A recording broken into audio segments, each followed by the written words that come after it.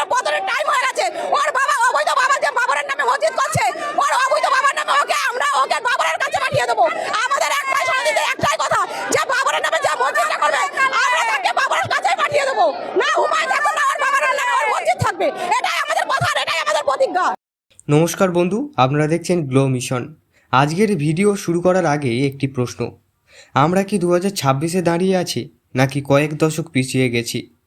পশ্চিমবঙ্গে যা আজ সংস্কৃতি, সাম্প্রতি এবং বুদ্ধিভিত্তিক আলোচনার জন্য পরিচিত, সেখানে হঠাৎ কেন বাবরি মসজিদ তৈরির দাবি উঠছে? ভরতপুরের বিধায়ক হুমায়ুন কবিরের একটি সাম্প্রতিক মন্তব্যে গোটা রাজ্যের আগুন মতন ছড়িয়ে পড়েছে। তিনি কি সত্যিই কোনো ধর্মীয় আবেগ থেকে একটি বলছেন, নাকি এর পেছনে লুকিয়ে আছে কোনো গভীর রাজনৈতিক মেরুকরণ? কেন হঠাৎ করে শান্ত বাংলায় অযোধ্যার সেই অশান্ত ইতিহাস ছড়িয়ে যাচ্ছে? আজকের আমরা কোনো আবেগ দিয়ে নয়, বরং কঠোর যুক্তি, ভারতের সংবিধান এবং পশ্চিমবঙ্গের রাজনৈতিক মানচিত্র বিশ্লেষণ করে দেখব এই বিতর্কের আসল খেলোয়াড় কারা। ভিডিওটি শেষ পর্যন্ত দেখুন, কারণ শেষে আমি এমন একটি তথ্য দেব যা আপনার চিন্তাধারা বদলে দিতে পারে বা বদলে দিতে বাধ্য করবে। আচ্ছা ভাবুন তো, যখন রাজ্যের মানুষ সরকারি চাকরির দাবি করছে, স্বাস্থ্য পরিষেবা নিয়ে তর্ক করছে, তখন হঠাৎ কেন কয়েক দশক বা কয়েক বছর আগের যে রাজ্যের ইতিহাস নিয়ে টানাটানি শুরু হয়? এটা কি সির্ফ কাকতালীয়, নাকি একটি ডিস্ট্রিবিউশন টেকনিক?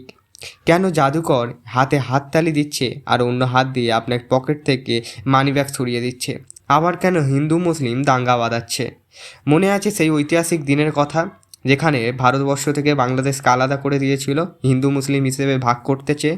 ঠিক সেইভাবেই আবারও হুমায়ুন কবির এবং আমাদের জগন্নাথ পুরীর মন্দির নিয়ে মমতা বন্দ্যোপাধ্যায়ের মধ্যে রেষারেষি চলছে। কলেজ, হসপিটাল, স্কুল সমস্ত কিছু তুলে দিয়ে মন্দির, মসজিদ, গির্জা তৈরি করার কম্পিটেন্স শুরু হয়েছে পশ্চিমবঙ্গে। প্রথমে ঘটনাটি বুঝে নেওয়া যাক।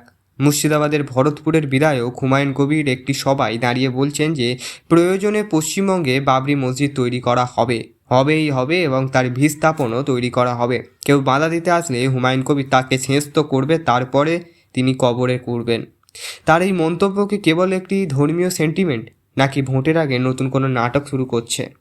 যদি তারা জানায় যে ক্যারিয়ার দেখি তিনি বারবার দলবদল এবং বিতর্কিত মন্তব্য করে শিরোনামে এসেছে, কিন্তু এবার দাবিটি একদম স্পর্শকাতর। কেন? কারণ বাবরি মসজিদ শব্দটি ভারতের ইতিহাসে একটি ক্ষত এবং এটি দীর্ঘ আইনি লড়াইয়ের প্রতীক। পশ্চিমবঙ্গের মানুষকে সত্যি দাঙ্গা বা বিভাজন চাই, নাকি এটি কোনো বৃহত্তর রাজনৈতিক ফ্রন্টের পরিকল্পনা? একটি আইন স্পষ্ট করে বলে যে 1947-এর 15ই আগস্ট ভারতের যে ধর্মীয় স্থান থেকে অবস্থা ছিল, সেটাই কি অবস্থান করবে? আশা করি আপনারা আমি কি বলতে যাচ্ছি বুঝতে পারছেন। হুমায়ুন কবির এবং মমতা বন্দ্যোপাধ্যায়ের মধ্যে রেষারেষি লেগেছে কে কটা মন্দির মসজিদ তৈরি করতে পারে। মন্দির মসজিদে আমাদের আপত্তি নেই, কিন্তু বাবরি নামটা নিয়ে আপত্তি। যে বাবরি নিয়ে উত্তরপ্রদেশে এত দাঙ্গা হাঙ্গা চলেছে, সেই বাবরি নিয়েই কেন আজ এই রকম চলছে? যাই হোক, আপনাদের বাবরি নিয়ে কি মন্তব্য অবশ্যই জানাতে ভুলবেন না। আজকের প্রথম এই চ্যানেলটাই ভিডিও ছাড়ছে অনেকদিন পর, রিচ একদম ডাউন। আশা করি আপনারা দেখে উপকৃত হবেন। ভালো থাকবেন, সুস্থ থাকবেন।